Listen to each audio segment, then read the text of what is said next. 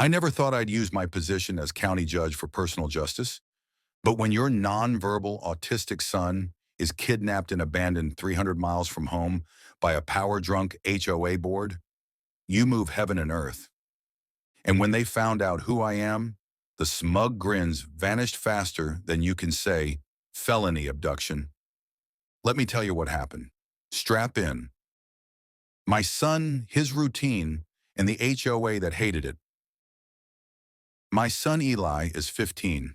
He's autistic and nonverbal, but high functioning. We've worked for years to establish safe independence, and part of that includes his daily walk from the neighborhood park to our home, just 3 blocks through a gated community. It's part of his therapy, and he always carries a tracking tag, ID badge, and wears a red shirt that literally says, "I'm not lost, I'm autistic. Please do not interfere. I live at our address." Everyone in the community knows him, or so we thought. Our HOA president, Lorna Ashcroft, was newly elected after moving in from out of state. You know the type. Corporate Karen with a Botox smile and ironclad belief that rules matter more than people. She didn't like Eli wandering around. She said it made the community uncomfortable.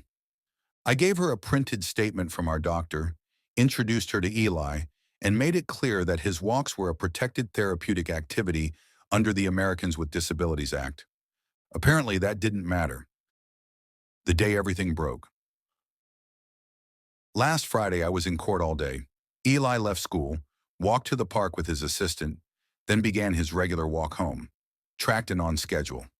Then at 4:13 p.m., I got a notification on his tracker. Location update, 197 miles southeast. I blinked. What?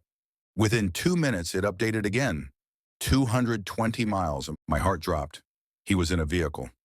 I immediately called local law enforcement, flagged the tracker, and had it ping through the county's emergency system. Meanwhile, my wife and I drove toward the location like mad.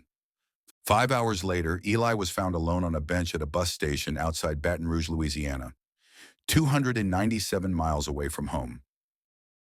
The shocking truth.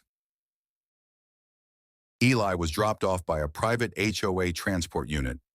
Turns out Lorna had created an unofficial community safety initiative. Under this made-up policy, she empowered 2 board members to remove suspicious individuals.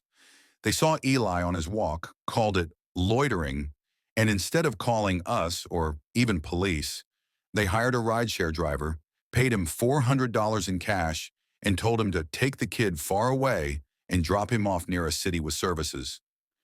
That driver, thinking Eli was a runaway, complied. My son, who cannot speak for himself, was dumped without water, without his comfort tools, in a city he didn't know. They had no idea who they messed with. By midnight, we were home, with Eli safe and shaken but unharmed. I didn't sleep. I didn't cry. I just went to work, because what they didn't know was that the man they tried to intimidate into silence? I'm Judge Marcus Hale, elected county judge for the 14th Circuit Court. By Monday morning, a coordinated investigation was launched. I recused myself and had everything passed to an external district to avoid conflict. But the evidence? Clear as day. Ring cam footage of Eli being followed. Payment records from the HOA petty cash fund to the rideshare driver. Emails between Lorna and board members. Let's relocate the problem before the media gets involved. The aftermath. Lorna and 2 HOA members were arrested. Charges included felony kidnapping, reckless endangerment, intentional ADA violation, misappropriation of community funds. The rideshare driver wasn't charged. He genuinely thought he was helping. In fact, he tearfully testified in court and now volunteers for a local autism awareness group. The state also opened a full review into HOA overreach policies. Eli's story made headlines statewide. He even received a handwritten letter from the governor. As for the HOA, disbanded completely. Our neighborhood now operates under city oversight until a proper resident-elected board can be rebuilt, with protections for all families. My son is not a nuisance.